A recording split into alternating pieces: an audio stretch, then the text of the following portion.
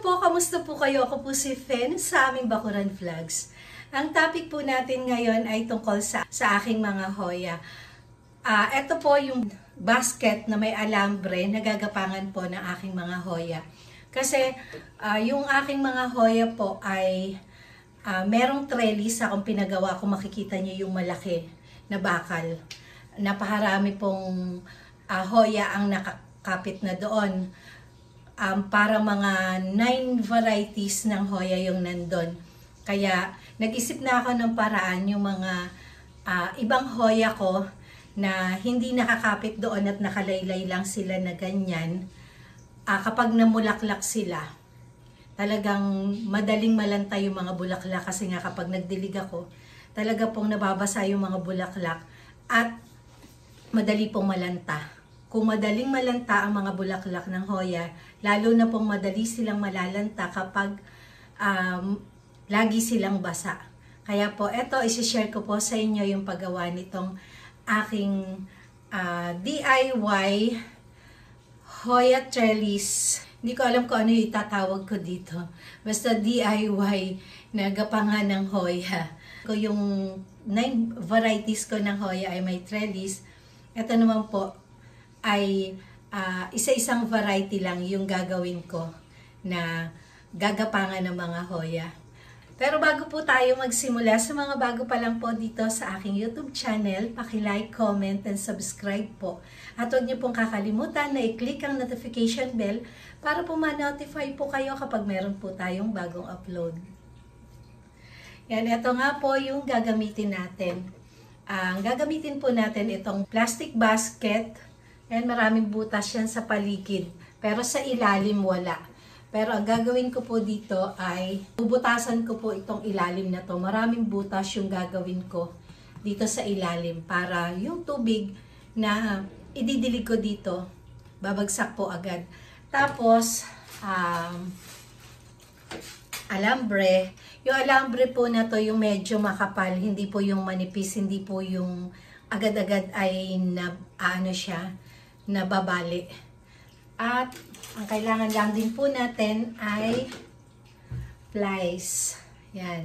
Yan lang po yung kailangan natin sa paggawa nitong hoya trellis. Yan. Ito yung sample ko na ginawa. Yan. Yung ilalim nito talagang dinagdagan ko ng butas. Puro pahaba. Kung ano yung klase ng butas na nakikita nyo dito sa gilid, ganun din kadami yung nilagay ko dito sa ilalim. Kaya lang hindi ko mapapakita. Kapag tinaob ko po ito, matatapon itong mga coco cubes na inilagay ko dito. Yung potting mix po na ginamit ko dito ay coco cubes. Kung natatandaan po ninyo yung Hoya crassicaulis ko, yung perfect ball, ilalagay ko po dito yung bulaklak nitong hoya na to. Nakasabit lang po siya. Magti 3 years na siya na binili ko sa Golden Bloom. Dito lang po siya nakalagay. Magti 3 years siya na dito lang siya nakalagay mula nung binili ko. Dito lang sa napakaliit na yan, oh. Yan lang po yung liit ng pinagtataniman ng hoya na to. At yung potting mix na ginamit po dito ay bunot lang po ng niyog na inipit yung pinaka-cuttings nitong hoya crassicaulis na to. Pero kung makikita nyo noon, kung mapapansin nyo, yung mga unang pinakikita ko sa inyo, mahaba na rin po itong hoya na to. Dito lang pinagapang pataas, hanggang dito sa kawitan na to. Yan lang. Tapos naisip ko, bakit magti 3 years na tong hoya crassicaulis na to, ilang pamumulaklak na rin ang binibigay niya, pero hindi siya nagbibigay po talaga ng panibagong dahon. Yun yung inisip ko. Gusto ko rin naman na lumago itong Hoya crassicaulis na to kasi nga napakaganda at perfect ball po yung bulaklak nitong Hoya crassicaulis na to. Kulay yellow at talaga po talagang parang bola siya yung bulaklak nito. Kaya tinawag po na perfect ball yung bulaklak nitong Hoya crassicaulis na yan. At 3 weeks na po ito mula nung ginawa ko. Ito pong basket na to, binili ko po sa Mr. DIY. Makapal. Makapal po yung pinaka-basket na to. Talagang sulit naman yung bili. Nabili ko nga po pala to sa halagang 66 pesos. Yan, bale, may 4 na ako. Hindi ko naman to binili ng isang bilihan lang yung 4 na piraso na to. Kasi kung tutuusin nyo sa ating mga nanay, yung 66 pesos na yon, malaking halaga na rin yon kung pambibili natin ng mga panggulay natin sa ating lulutuin, di ba? Kaya pa isa-isa lang ako bumili nito hanggang sa nakaipon ako in 3 weeks na ginawa ko to. Napansin ko, meron na siyang dito. Ngayon ko lang to napansin nung kinuha ko para i-share sa inyo. Meron na siyang bagong sumusulpot dito na dahon na talaga namang 3 years na wala talagang sumusulpot. Ayan o. Ito. Ito po. Yan. Yan yung bagong sumusulpot. Kaya po, tuwan-tuwa ako kasi hahaba na tong aking Hoya crassicalis na to. Sabi ko nga sa inyo kanina, mula nung magti 3 years na binili ko to, magti 3 years na to sa akin, talagang wala siyang binigay na bagong dahon. Ito lang. Wala din naman po na nalagas o nalanta. Talagang sa magti 3 years na yon. Tingnan nyo yung pinakaluma niyang dahon, sira na, pero hindi pa rin po siya nalalagas. Ganyan sila katibay. Kaya lang po, 'di ba, kapag first time na gumawa ka, syempre hindi perfect. Talagang first time, parang pinagpracticean lang yung paggawa ko nito. Yan o, malambot. Kasi ang ginawa ko dito, 2 alambre lang yung pinagtabi ko. Unlike dito, sa ginawa ko, medyo mababa nga siya. Medyo mababa siya kaysa dito. Matibay siya kasi 3 alambre yung pinagsama-sama ko dito, pinag-ikot-ikot ko, at yan po yung ipakikita ko sa inyo ngayon. Tatabi po muna natin ito. Ayan, gamit na itong alambre. Meron na akong isa dito na iniwan na kasing haba ng alambre na to. Bale, 3 alambre yung dikit-dikit ko dito para maging matibay at hindi sila gumagalaw kagaya nung unang gawa ko. Yan, tapos yan. Ayan lang, hindi ko na anino itong minsan yung ginagawa ko, may kalabuan na yung mata. Yan, tapos kukuha ulit tayo ng isa pa at isusukat po natin para maging isang sukat lang yung alambre. Para pag ginawa natin dito, pantay-pantay sila. Yung alambre nga po pala na to ay nabili ko sa pinsan ko. Meron silang maliit na hardware. Matagal na ako nagpapabili ng alambre na ganito kay Sir Bernie. Naghahanap pa nga ako ng mas makapal dito. Yung alambre na unang pinakita ko sa inyo. Na pinagkapitan ko ng aking mga keikis ng Dendrobium orchids. Yun yung hinahanap ko. Kaya lang, wala sila nun. Siguro sa malalaking hardware meron. Ayan, magkakasama na tong 3 alambre. Ayan, ganyan. Tapos, dito magtitira ako dito ng ganyan, yung haba. Ititira ko. Tapos, iikot ko lang ganyan. Para hindi lang sila maghiwa-hiwalay. Kailangan pantay din yung dulo. Tapos, ito, ganun din. Ikot. Ayan, iikot nyo lang para lang magtabi-tabi sila at tumibay. Yung para bang nag-braid ka ng buhok. Ganun.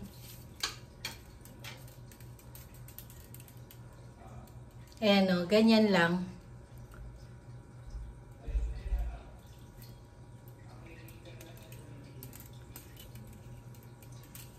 Ganyan lang po yung ginawa ko dito sa 2 basket na yan.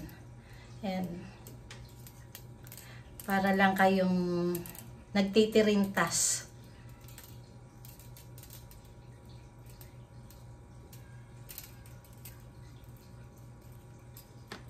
Yan, ganyan lang. Yan, kwento-kwentuhan tayo habang ginagawa ko to. May mga Hoya rin kasi ako na gusto kong ilagay dito para gumanda sila. At meron din akong mga Hoya na nakalagay dun nga sa Hoya trellis na sa ganito nakatanim. Yan, bale, tatanggalin ko tong ganitong paso na yon at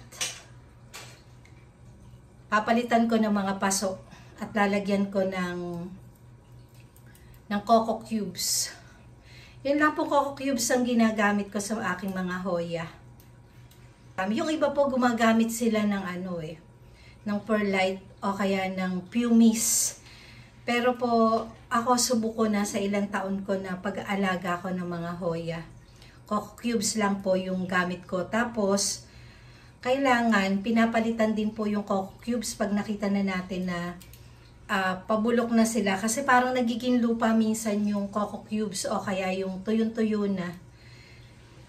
Kailangan palitan o iripat na uli yung mga coco cubes. Kung ayaw nyo naman na magpalit ng mga paso na ganyan, ako ang ginawa ko doon sa isa kong Hoya doon, bale natuyo pero hindi naging lupa yung pinaka coco cubes niya. Siniksikan ko lang ng siniksikan ng bagong mga coco cubes. Kaya ayun, gumanda na ulit sila. Kasi noon parang mamamatay na eh. Yung iba kasi, nagtatry sila na ilagay talaga yung Hoya sa lupa. Hindi po talaga. Ang Hoya po parang orchids yan na humahaba sila pero ang ninipis po ng kanilang mga ugat. Kaya kapag sa lupa at may tubig na nanatili doon sa pinakalupa, mabubulok po talaga. Gaya po ng nangyari doon sa aking Hoya Carry Eye na variegated. Ganun yung nangyari. Bale, ang ginamit ko doon na paso po talaga. Na wala pong ganito na mga butas-butas sa mga gilid. Plastic pot po yung ginamit ko. Tapos inilagay ko sa may pole na may papusok. Yan, doon ko lang po sila nilagay. Tapos hanggang sa kadidilig po. Yun, naging lupa yung pinaka coco cubes niya. Yun, ang nangyari, nabulok yung pinakailalim. Buti na isalba ko. Yan, ganyan. Made-deform to, yung sa pagkakakita nyo kanina, naka-deform siya. Iayos nyo na lang. Ayan. Yan, ganyan. Tapos, dito, sa magkabila na to,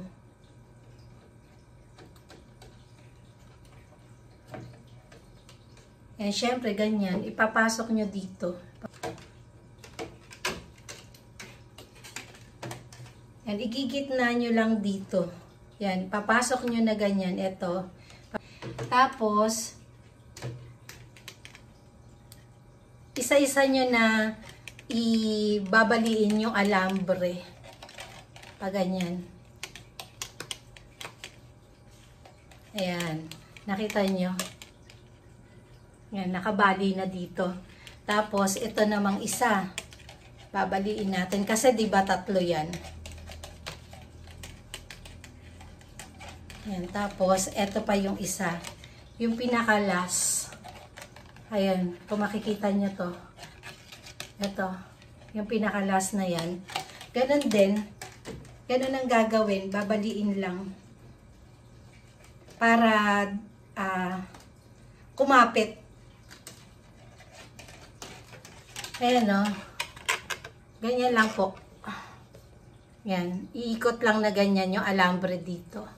Kaya, syempre kailangan nito, yung mga natitira dito na alambre, syempre, iaayos natin para hindi tayo masugatan kapag nag-re-repat na tayo. Ayan. Ibababa lang natin na gano'n.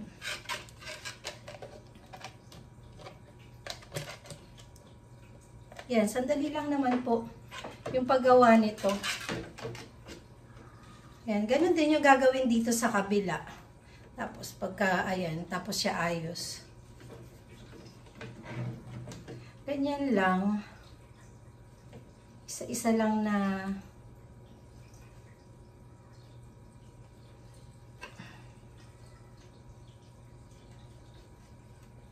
Ayan, eto po natapos ko na po yung pinakahuli na ginawa ko.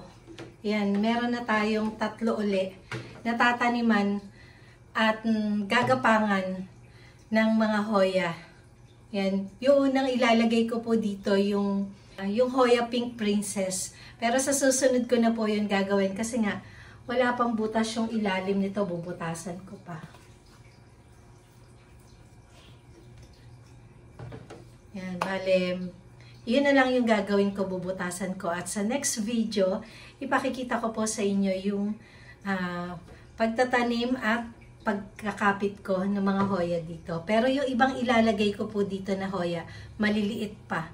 Kaya ko lang po ililipat dito para mas mabilis po sila lumaki kasi mas makakagalaw yung ugat nila sa mas malaki na basket. Kasi kung makikita nyo siguro kaya hindi nagbigay ng panibagong dahon yung Hoya crassicalis na to kasi nga napakaliit ng pot niya. Sabi ko nga sa inyo kanina, yan, ganyan lang yung pot. At syempre, limited lang yung nakukuha nila na sustansya dito. Yung dilig lang at saka kung kailan lang ako mag-fertilizer, yun lang. Ayan po, hanggang dito na lamang po ang aking video at maraming salamat po sa walang sawa niyong panonood at walang sawa niyong pagsuporta sa aking mga video.